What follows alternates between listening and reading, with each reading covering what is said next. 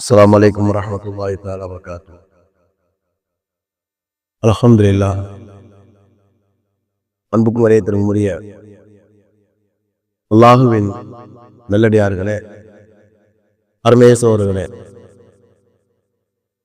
அல்லாஹ்வுடைய அருள் கருணையினால் நாம் இப்பொழுது 23வது தராவை நிறைவு செய்திருக்கின்றோம். அல்லாஹு தஆலா நம்முடைய வழிபாடுகளை ஏற்றுக்கொள்வதோடு வரக்கூடிய நாட்களிலும் காலங்களிலும் இன்னும் அதிகமாக வணக்கங்கள் செய்வதற்கு நல்லருள் புரிவாராக. இன்றைய தராவி தொழுகையினுடைய 6வது ரக்காத்திலே ஓதப்பட்ட ஒரு வசனம், அல்லாஹ் கூறுகின்றார், யௌம நகூலு லிஜஹன்னம ஹலிம் தலகதி, நரகத்தை நோக்கி நீ வயிறு நிரம்பி விட்டாயா என்று நாம் கேட்போம். அந்த நாளையில, மறுமை நாளையில உன்னுடைய வயிறு நிரம்பி விட்டதா என்று நாம் கேட்போம். அல்லாஹ் சொல்றார், நாம் கேட்போம்.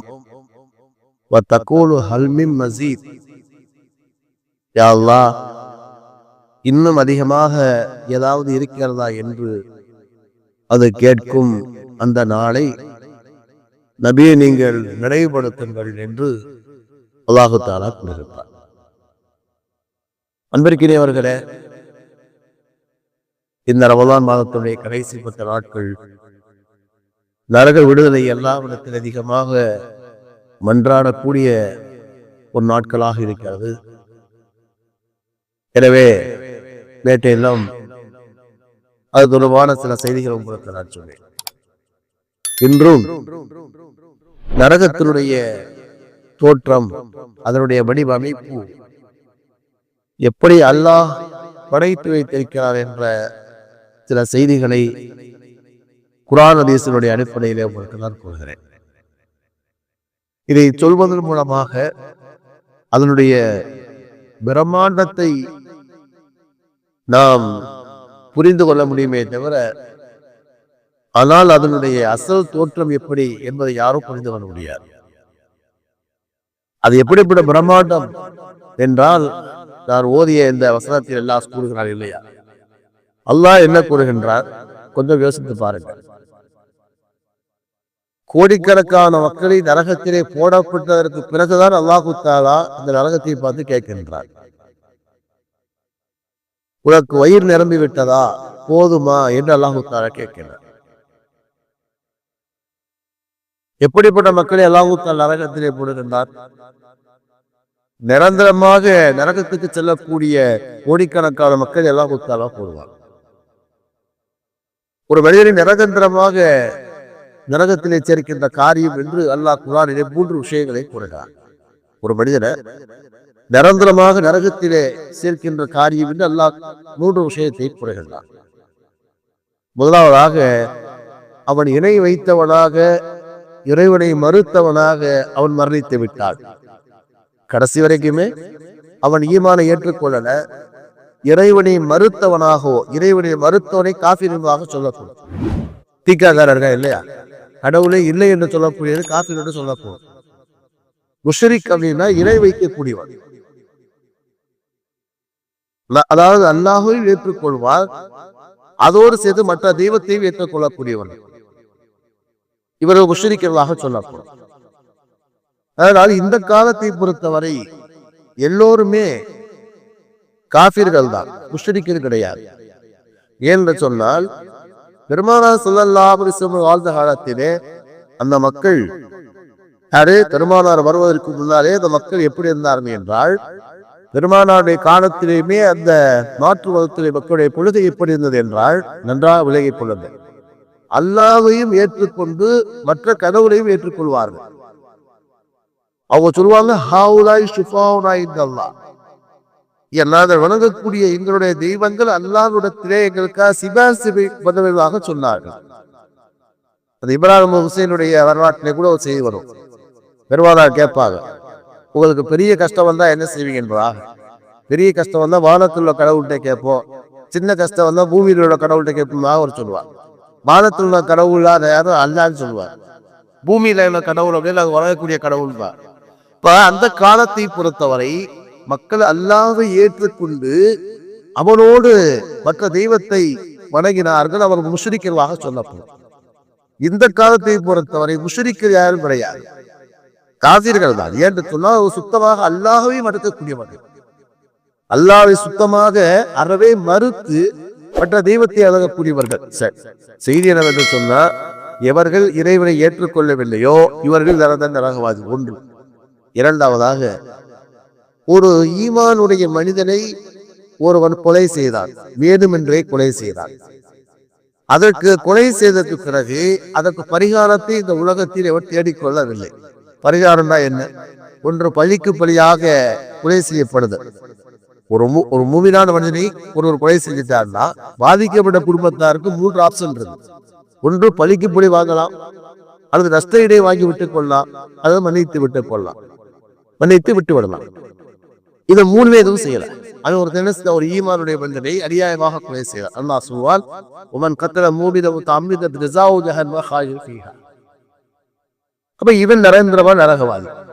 மூன்றாவதாக, எந்த மக்கள் வத்தி தொழிலை செய்து கடைசி வரைக்கும் திருந்தாமலேயே மூத்தாகிவிட்டார்களோ, அல்லாஹ் சொல்லுவான், கடைசி வரைக்கும் வட்டி தொழிலை செஞ்சாங்க.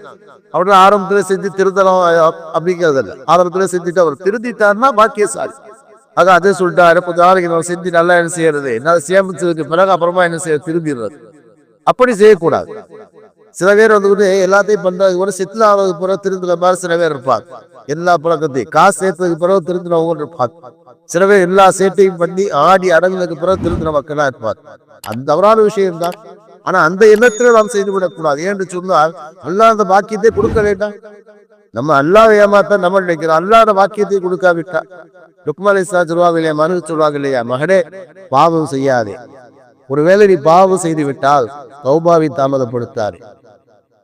ஏன்னா நீ நினைச்சுக்கிட்டு இருப்ப எல்லா ஆட்டமும் ஆண்டு கடைசியில திருந்தலாம் நினைச்சுக்கிட்டு இருப்ப. ஆனால் அல்லாஹ் தஆலா உனக்கு தௌபாவின் வாய்ப்பே இல்ல, அவனுக்கு திடீர் மூர்த்தி அல்லாஹ் உனக்கு கொடுக்கலாம். எல்லாம் ஆறிட்டு முடிச்சுக்கிறாங்க.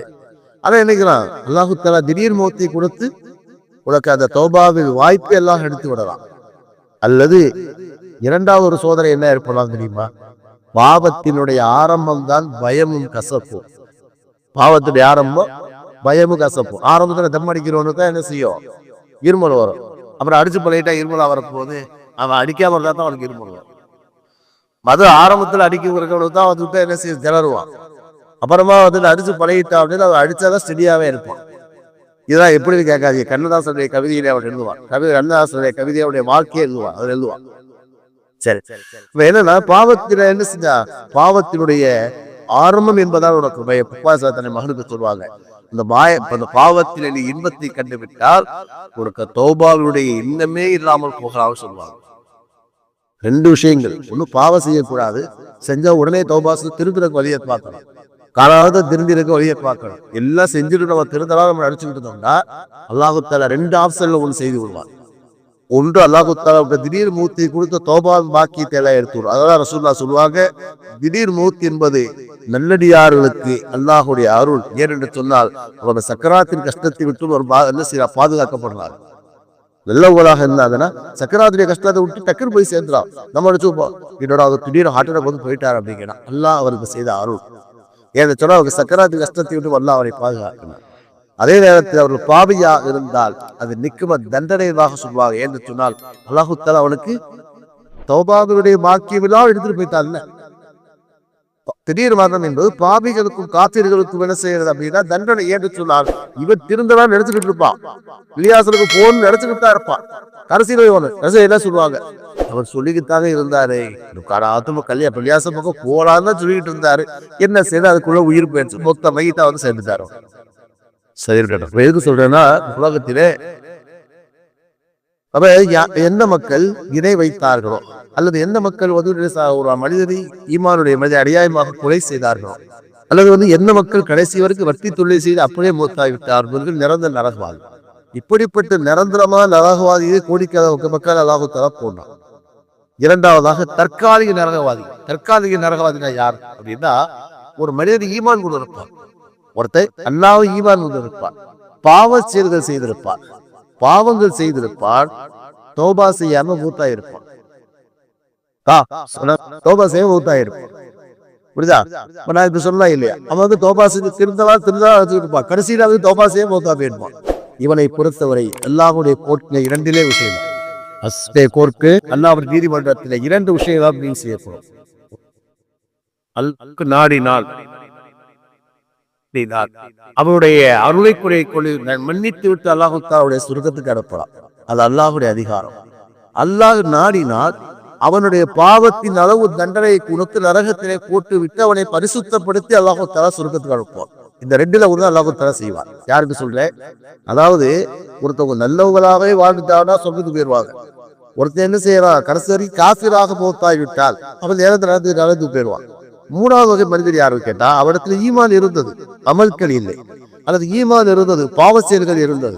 இவரை பொறுத்த வரைக்கும் அல்லாஹ்வுடைய கோர்ட்டிலே இரண்டு விஷயங்கள் முடிவு செய்யப்படும். அல்லாஹ் நாடினால் அவரை சொர்க்கத்துக்கு அனுப்புறான், நாடினால் பாவத்தின் அளவு தண்டனை நரகத்துல போடுறான். அவங்களுக்கு சொல்லக்கூடிய செய்தி இருந்தா, இப்படிப்பட்ட தற்காலிக நரகவாதிகளையும் நான் முதல்ல மூணு சொன்னா இல்லையா, இப்படிப்பட்ட நிரந்தரமா நரகவாதிகளை நரகத்துல போட்டது பிறகு அல்லாஹ் தஆலா கேட்பா, என்ன கேட்பா, யௌம நகூலு லிஜஹன்னம், அந்த நாளையிலே நரகத்திடம் நாம் கேட்போம். அல்லாஹ் சொல்றான், நாம் கேட்போம், ஹலிம் தலாக்கி, உடைய வயிறு நிரம்பி விட்டதா அப்படின்னு நம்ம கேட்போம். அப்ப அதை சொல்லும், அல்லாஹ் இன்னும் ஏதாவது இருக்கிறதா என்பதாக கேட்கும் என்று அல்லாஹ் கூறுகிறான் என்று சொன்னால், அதனுடைய பிரம்மாண்டத்தை நீங்கள் கற்பனை செய்வோ பார்க்க முடியாது. கோடிக்கணக்கான மக்கள் உள்ள குற்றோருக்கு பிறகும் கூட இன்னும் அதிலிருந்து இருக்கிறதா அதை கேட்கணும் அப்படின்னு கேட்டா, அவ்வளவு பிரம்மாண்டமாகத்தான் அல்லாஹு தஆலா படைத்து வைத்திருக்கிறார். அது எவ்வளவு பிரம்மாண்டமாக படைக்கப்பட்டிருக்கிறது செய்தியில் உங்களுக்கு நான் நாளை கூறுகிறதுனால மனசில் அல்லாட்ட கேட்கணும். அல்லாஹ்விடத்தில் ஒவ்வொரு தொழுகைக்கு பிறகு நான் சொன்ன மாதிரி, அல்லாஹும் இன்னி அஊதுபிக்க மின் அஸாபில் கப்ரி, யா அல்லாஹ் என்னுடைய கபருடைய தண்டனை விட்டு உன்னை பாதுகாப்பாயாக, அல்லாஹும் இன்னி அஊதுபிக்க மின் அஸாபின் நாரி, நரகத்தினுடைய தண்டனை விட்டு என்னை பாதுகாப்பாயாக என்று அல்லாஹ்விடத்தில் அதிகமாக துஆ செய்ய வேண்டும். கேட்டதை கடைபிடிக்க நான் அல்ஹம்துலில்லாஹ்.